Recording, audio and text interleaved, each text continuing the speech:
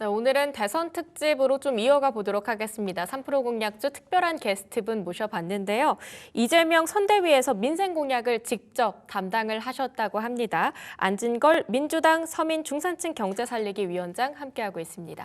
위원장님 안녕하세요. 네, 안녕하십니까. 네, 오늘 오실 때 어떠셨어요? 편하게 잘 오셨을까요?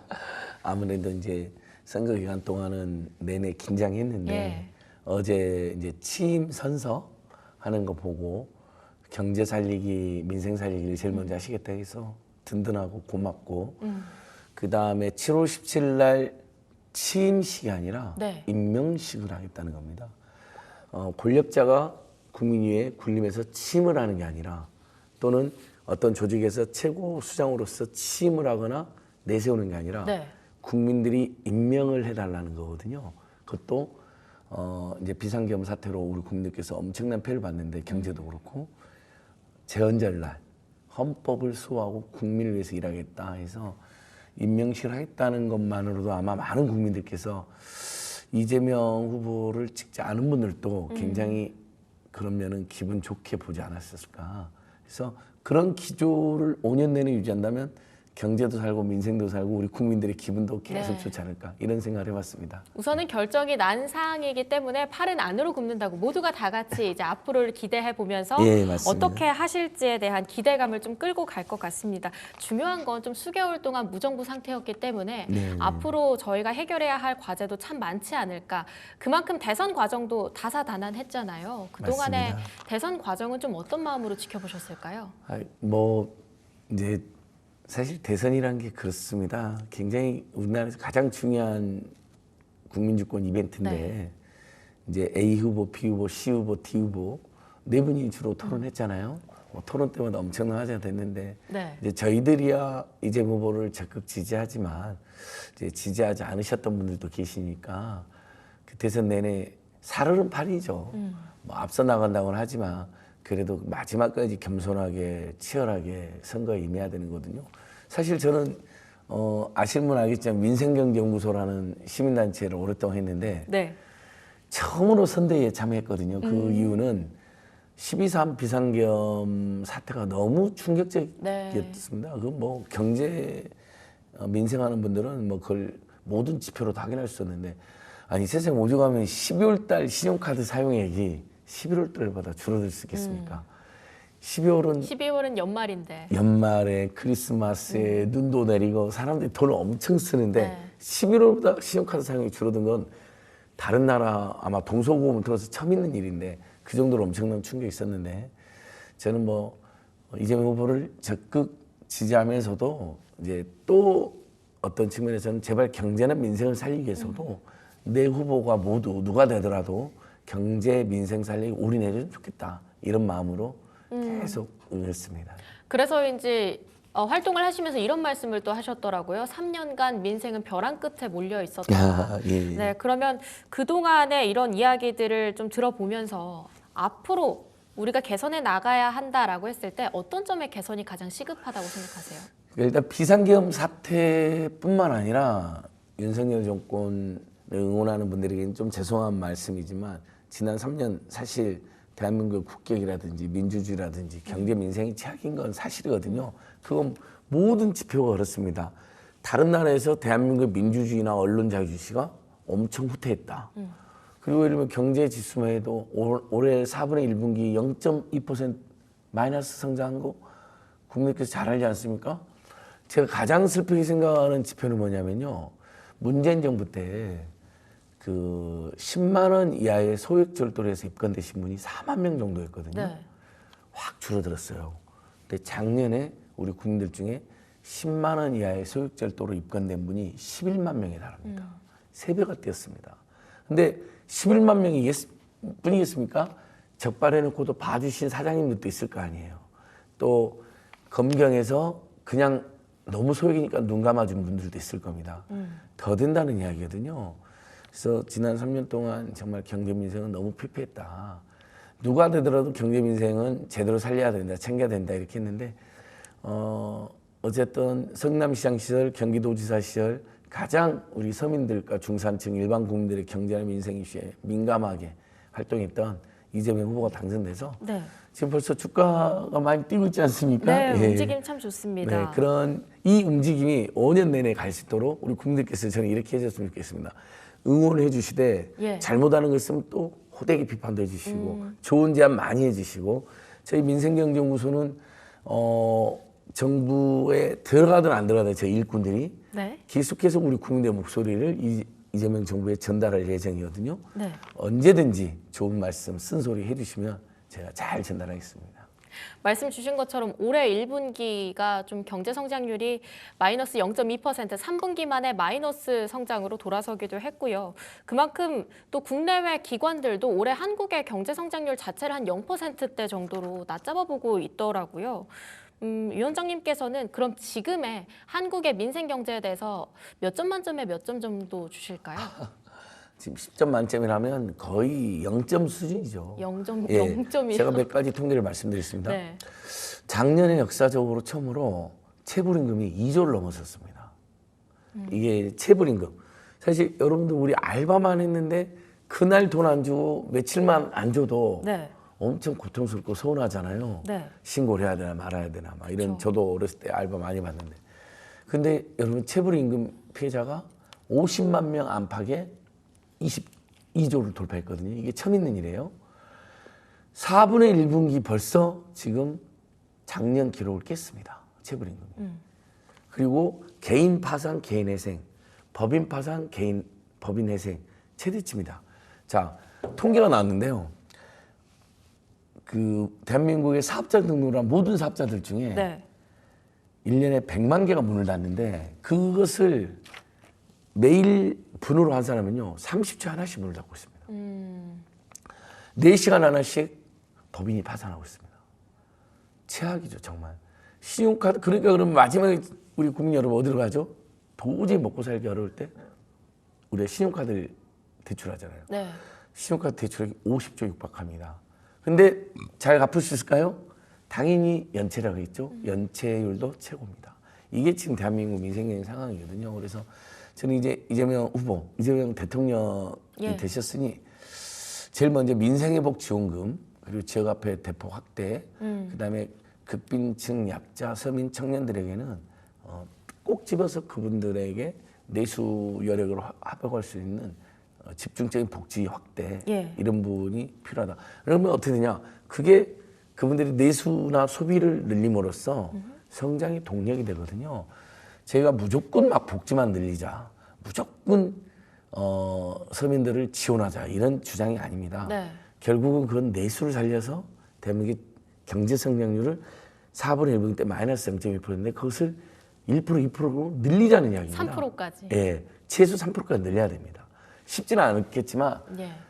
수출에서 조금 더 우리가 선전하고 내수만 살아나면 2, 3%까지는 회복 가능하다고 저는 생각하고 있습니다. 어느 정도 수출과 내수 회복에 집중을 해야 한다 이런 말씀을 해주셨고요. 전체적으로 지금 이재명 대통령이 민생 경제를 바라보는 그 시야에 대해서는 어떻게 보실지 좀 궁금합니다. 말씀 주셨던 것처럼 추경을 대폭 확대를 해서 좀 마중물 역할을 해야 한다 이런 네. 이야기를 하고 있잖아요. 이 방향성에 대해서는 어떻게 네, 평가하시는지? 그 애청자 여러분들께서도 경제학 교과서의 ABC라고 하면 네. 경제가 잘 될 때는 정부는 좀 뒤로 빠져 있고 예. 경제가 안 될 때는 정부가 나서서 재정도 좀 풀고 또 이렇게 소비도 진작시키고 이래야 된다는 건 뭐 어렸을 때부터 다 들으셨어요. 지금이야말로 정말 정부 역할이 매우 중요하죠. 근데 윤석열 정권 3년 내내 내수가 극심하게 침체돼 있으니 추경이라도 하자. 정부가 나서서 재정 확대하자. 우리 경제 프로에서 여러분 그런 이야기 하는 분들 많이 있었습니다. 근데 3년 내내 하나도 추경을 안 했어요. 정말로요. 절대 안 한대요. 그리고 뭐 경제는 그냥 민간에 맡겨놓으면 된대요. 당연히 경제는 민간에 맡겨놓으면 되죠. 하지만 극심하게 수출이 안 되고 내수가 어려우면 당연히 정부가 수출하는 기업들도 좀 네. 도와주고 다른 나라하고도 다니면서 우리 기업을 또 홍보도 해주고 그 다음에 내수를 활성화시켜줘야 될 거 아닙니까? 그게 너무 안 해서 만의 성장까지 왔는데 이재명 대통령님은 성남시장, 경기도사 시절에도 내수 활성화와 서민 중산층의 소비 여력 확대를 매우 강조하신 분입니다. 여러분 우리 교복 솔직히 부담됐잖아요. 학기 초에 부모님들이. 그쵸. 그게 한 40만, 50만 원 하거든요. 엄청나게 큰 돈은 아니지만 그만큼의 교복을 학기 초에 쓰면 그 정도의 소비를 안 하게 되죠. 근데 무상교복이라는 걸 청구하는 거예요. 본인이 학교 다닐 때 교복을 사입을 돈도 없었거든요. 네. 근데 그 고통스러운 기억 때문에 무상교복을 했더니 어떤 변화가 발생했느냐. 전국의 모든 학교가 무상교복을 도입했을 뿐만 아니라 딱 그해쯤에는 40만 원, 50만 원이 공적 지출이 줄어드니까 이건 교육비니까 교복이 그걸로 소비를 늘리는 거예요. 물론 다 소비를 하진 않겠죠. 네. 일부는 저금도 하시겠지만 야 오늘 우리 가족들 신발도 사고 밥도 하나 먹자. 그러면 벌써 두 군데 가는 거 아닙니까? 이게 저희들이 말하는 돈이 도는 경제민주화요. 돈이 도는 내수회복이다. 근데 이것은 이재명 후보님만이 이야기한 건 아닙니다. 박근혜 전 대통령도 그 당선됐던 시절에 기억하시는 분들도 있을 겁니다. 소상공인들을 보호하고 네. 도와주겠다. 그다음에 돈이 도는 경제민주화라는 현수막을 엄청 정부에 많이 걸었거든요. 그러니까 돈이 돌게 하는 것이 바로 경제의 기본이고 돈이란 말도 잘 생각하면 돌고 도니까 돈이거든요. 네. 그래서 제발 서민 중산층 약자들에게 돈이 돌게 해서 그분들이 빚도 좀 갚고 그다음에 동네에서 소비를 하게 하자. 그러면 동네 경제 또 살아납니다. 이제 저는 그래서 이재명 후보님 잘할 거라고 대통령님이 잘할 거라고 지금 믿고 있습니다. 돈이 조금 더 유동성 있게 시장에서 돌아야 그 안에서의 시장도 성장을 할 수 있다 이런 이야기를 해주셨는데요. 실제로 선거 기간 동안 국민들의 민생 관련한 민원이 또 빗발치기도 했다고 이야기를 들어서요. 그중에서 좀 기억하고 계시거나 인상 깊었다 하는 내용들이 있으면 몇 가지 좀 소개해 주실 수 있을까요? 제가 그 이제 지금은 민생경제연구소로 돌아왔지만 네. 이제 이재명 선대위에서 아까 말씀드린 처음으로 정말 제 인생에서는 처음으로 선대위에 결합을 했는데 민생경제연구소의 이제 임세은 공동소장이란 분은 이재명 후보 민생 대변인으로 네.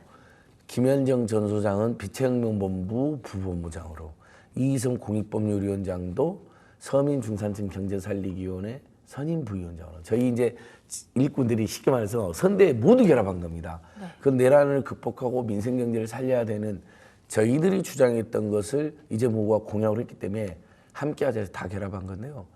그 사이에 이제 서민 중산층 경제 살리기라는 선대 조직에 있다 보니까 제가 서민 중산층들에게 또 약자들에게 하고 싶은 말이나 정치적 정책적 제안이나 공약을 해달라고 네. 여러 번 말씀드렸거든요. 뭐 우리 케이블 TV도 나왔지만 뭐 여러분들께서도 들어보셨을 법한 유명한 이제 유튜브 방송 있잖아요. 매불쇼라든지 뭐 뉴스공장, 서울의 소리. 사실 저도 안진걸 TV라는 개인 유튜브도 하는데 그때마다 핸드폰 번호를 공개하면서 제안을 해달라 했더니 정말 수천 개의 제안이 왔습니다. 수천 개요? 예, 1000개가 넘는 제안인데 그 중에서 혹시 딱 예. 한두 개 정도 기억나는 제일 게 기억나는 게 제가 아이들 분유를 못 먹이고 있어요. 제발 도와주세요. 이재명 후보가 되면 아동수당도 늘려주시고 네. 그다음에 서민들 긴급대출 좀 해주십시오. 은행에 갔는데 퇴짜, 제2금융 갔는데 퇴짜, 대부업체마저도 저를 퇴짜를 났습니다. 그러면 불법 사채로 내몰리는 거잖아. 불법 사채는 여러분 아시다시피 한번 쓰게 되면 그건 정말 벼랑으로 가는 겁니다. 네.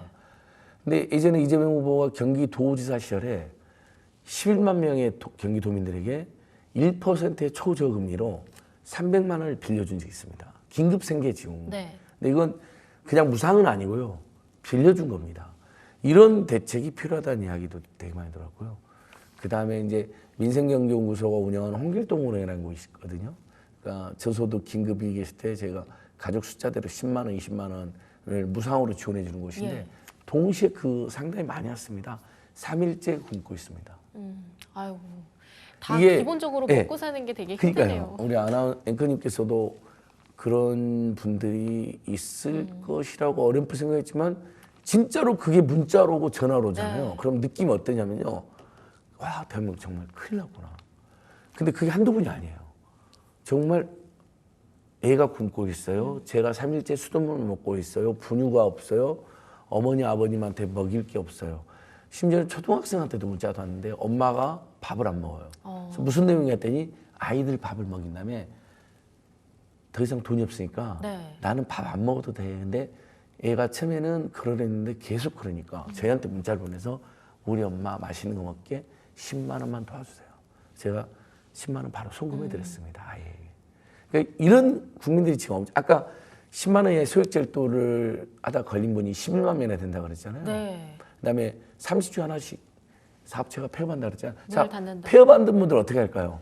오늘 우리가 장사를 해갖고 그래도 5만 원, 10만 원을 벌면 그걸로 먹고 사는데 내일 폐업했다. 그게 안 들어오잖아요. 안 들어오죠. 바로 이런 분들이 이제 정말 안타깝게도 자살로 내몰리거나 범죄자로 내몰리거나 이렇게 되는 겁니다. 그래서 이재명 후보 직속 우리 서민 중산층 경제 살리기 위원회 이제는 어제 해산했기 때문에 네. 이제는 지금 없는 조직인데 어제 저희 해단식 하면서 애청자로 이렇게 하기로 했습니다. 서민 중산층 경제 살리기 위원회는 없어졌지만 네. 서민 중산층 경제 살리기 시민연대 이렇게 NGO를 만들겠습니다. 어제 한 20명 모여가지고 그래서 우리 대한민국 국민들의 민생 문제 해결에 앞으로 계속 저희는 적극적으로 이슈 파이팅 할 예정입니다. 그러니까 내수 자체가 워낙 어렵다 보니까 기본적인 생계를 유지하는 것 자체도 너무 힘들었다. 이런 이야기를 들어봤습니다. 그렇다 보니 이번 대선 준비하는 과정에 있어서도 민생 관련해서 정말 전 세계에서, 그러니까 전 세계라기보다는 전국적으로 시민들의 제안이 1000여 건이 넘게 또 들어왔다라고 하는데요. 이 중에서 직접 채택을 하셔가지고 한 7개 정도로 추려서 그게 실제 공약으로 올라왔다고요? 예, 네. 제가 시민들의 제안은 이제 아까 말씀드린 수천 건이 왔습니다. 네. 근데 NGO라면 그걸 모두 채택하고 주창할 수 있지만 이재명 후보 선대위는 이제 법과 제도 정책 예산을 감안해서 선택할 수밖에 없지 않습니까? 그래서 정말 고맙게도 이재명 선대위가 마지막으로 발표한 공약이 생활 민생 공약 베스트 7입니다. 자, 이제 애청자께서 들어보시면 많이들 공감하실 텐데요. 화면도 준비되어 예, 있습니다. 아 그렇습니까? 네, 예, 함께 화면도 확인을 한번 해볼까요? 보여주시면 제가 설명드리겠습니다. 우선 이게 되게 귀엽죠. 손잡이 있는 택배 상자 관련해서요. 네. 사실 비용도 크게 들어가지 않는데 맞습니다. 이런 부분에 대해서 왜 진즉 일찍 몰랐을까라고 이야기를 하시는 분들도 꽤 있으시더라고요. 예, 지금 나옵니다. 자, 여러분 우리 택배 노동자들은 하루에 300개 안팎, 네. 마트 여성 노동자들은 거의 400개 정도를 하루에 나른답니다. 근데 박스가 크면 클수록 예를 들면 이렇게 수첩처럼 작은 박스도 있잖아요. 네. 이런 건 가볍게 들지만 여러분 박스가 크면 클수록 얼마나 무겁습니까? 미끄러져요, 또. 앵커님도 많이 들어오셨군요. 미끄럽습니다. 네. 실제로 이제 방수 처리도 약간 했거든요. 혹시 피해 젖으면 안 되고 또 수분 같은 것을 예방하려고. 근데 그래서 그걸 들면요. 손가락, 손목, 엘보우, 어깨까지 산재가 진짜 많이 발생합니다. 그리고 너무 무거워갖고 미끄럽고 떨어뜨리다가 발등에 떨어지잖아요. 모서리에 떨어지면 발등이 깨질 정도로 예. 무겁습니다. 근데 여러분 정말 재밌는 게 옆에 손잡이 딱 뚫어놓으면요. 체감 무게만 50% 가까이 가볍게 느껴지고 딱 잡고 있기 때문에 나르는 게 편합니다. 근데 이건 택배 노동자, 마트 노동자들만의 일이 아니잖아요. 우리도 사무실이나 집에서 박스에 물건 실어서 나르는 경우 많잖아요. 모든 국민을 위한 거거든요. 그래서 저희 생활 공약 중에 무거운 박스, 네. 종이 박스든 플라스틱 박스든 무거운 박스는 다 옆에 손잡이를 뚫자. 여러분 그 과일 박스나요. 그 다음에 애국에서 온 박스 보면 저는 이제 이런 캠페인을 계속했기 때문에 그 쓰레기 분리수거장 가면 박스를 살펴봅니다. 외국계 박스나 농촌에서 온 과일 박스나 농산물 박스 보면 구멍이 다 떨어져 있습니다. 무거운 걸 아는 거죠. 근데 우리는 안 돼 있어요. 이것을 문재인 정부 때 저희들이 주창해서 우체국 박스 무거운 것은 구멍이 뚫렸습니다. 근데 일부거든요. 이걸 웬만한 무거운 박스는 다 구멍을 설치하는 것을 손잡이 구멍을 설치하는 것을 의무화하자 이런 겁니다. 물론 이제 법으로 의무할 필요는 없고 관행으로 의무하자는 거죠. 이것이 첫 번째 공약인데 반응이 매우 좋았습니다. 시민들께서 와 맞다 박스 있으면 너무 좋 구멍이 있으면 너무 좋지 손잡이 있으면 너무 좋지. 그리고 이제 두 번째가 고속도로 화장실. 앵커님 명절이나 휴가철에 고속도로나 그 유명한 휴양지 가면 네. 여성 화장실에 줄 서본 적 있어요 없으세요? 많죠. 많이 계시죠. 네. 남성들은 비교적 줄을 덜 서는데 저는 어렸을 때부터 지금까지 보면 어머니 또는 뭐 누나 또는 여동생 또는 아는 후배들 줄을 100m까지 서는 것 봤습니다. 그러면 못하죠. 저희들은 얼른 기다릴 수 쉬하고 없습니다. 나와가지고 아니 이렇게 오래 걸려 얼른 네. 이동해야 되는데 야, 기다려 줄 서 있잖아. 그래서 고속도로 휴게소 졸음쉼터에 남녀 휴게실을 화장실을 다 늘리자는 겁니다. 빈 공간에. 네, 네. 근데 그중에 여성 화장실은 더 늘리자는 거죠. 그럼으로써 여성들이 길게 줄 서는 고통을. 근데 그것은 여성들만 문제가 아니죠. 기다리는 남성들도 그 여성과 함께 어딜 가든 예. 남성 다 기다리니까 우리 모두의 문제인 거죠. 세 번째는 이제 우리 국민들이 가장 부담 느끼는 게 이제 그 통계청 통계를 보면 교육비, 주거비, 의료비, 통신비, 교통비, 이자 비용이거든요. 네. 그중에서 통신비를 대폭 줄이자. 65세 이상 어르신들은 기초임금을 받는 하위소득 70%를 하면 12,100원을 의무 감면으로 하게 돼 있습니다. 제도적으로. 근데 이게 신청해야만 됩니다.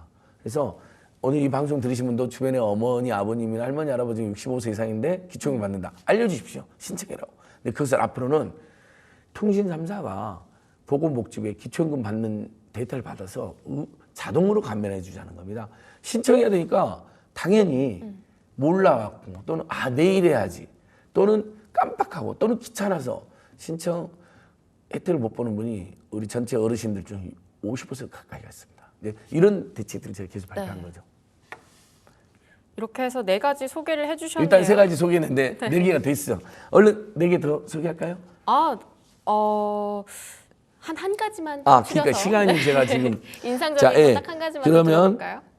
아까 말한 것처럼 제 이재명 후보가 경기도지사 시절에 서민들한테 1% 금리로 긴급 대출했잖아요. 네. 그것을 전국의 모든 지자체가 하자는 겁니다. 지금 정말 민생이 최악이잖아요. 아까 말한 것처럼 11만 명이나 소육절도로 걸리고 막 그랬는데 자 아직은 시행이 안 되고 있습니다. 일단 여러분 법과 제도로는 서민금융진흥원이라는 곳이 있고 콜센터 1397로 전화하면 서민금융 대출도 해주고 네. 채무에 대해서 일부 탕감하는 그 채무 조정도 해줍니다. 근데 요건이 까다로워요. 안 빌려줘요. 거기도 심지어. 그래서 전국의 모든 지자체가 1%의 초저금리로 정말 긴급 생계 위기를 겪는 분들에게 100만 원인데 200만 원인데 300만 원 대출해 주자는 겁니다. 이것도 제가 이번에 공약으로 발표가 됐는데 윤석열 정권에서 비슷한 정책을 했는데 너무 안타까운 게요. 50만 원을 무려 16%대로 빌려줬습니다. 16%면 여러분 우리나라 이자 제한법 20% 이상 못 받게 됐는데 거의 최고금리 비슷하게 받은 거잖아요. 그것 때문에 원성을 많이 받았는데 근데 놀라운 것은 그 16%로 50만 원을 빌리는데도 수십만 명이 몰려들었다는 겁니다. 그 정도로 대출이 안 되는 분들이 많다는 거죠. 그래서 요것도 제가 공약을 했고요. 하나만 더 소개하겠습니다. 금리 인하 요건이라고 네. 이제 앵커님이나 제가 은행에서 또는 제2금융 돈을 빌리면 이자율이 뭐 5% 6%가 많이 있잖아요. 예. 너무 부담죠. 한 달에 뭐 우리 가게에서 몇십만 원에서 몇백만 원씩 이자를 내는 집들이 수두룩 합니다. 가계부채가 2,000조쯤 됩니다. 집집마다 한 1억 정도 빚이 있는 거로 통계로 나오는데 그 금리를 인하해달라는 권리가 있습니다. 우리 국민들에게. 근데 수용률이 너무 낮습니다. 은행이 25%밖에 안 됩니다. 이것을 금리 인하 요건 수용률을 높이고 그다음에 금리 인하 요건을 거절했을 때 거절사로 알려줘야지. 우리가 그걸 연구해서 다시 금리 인하 요건을 신청해갖고 다음에는 성공할 수 있을 거 아닙니까? 그걸 의무화하자. 이런 공약이 지시돼 있고 반드시 이건 이재명 정부가 최대한 빨리 할 수 있도록 제가 노력을 하겠습니다.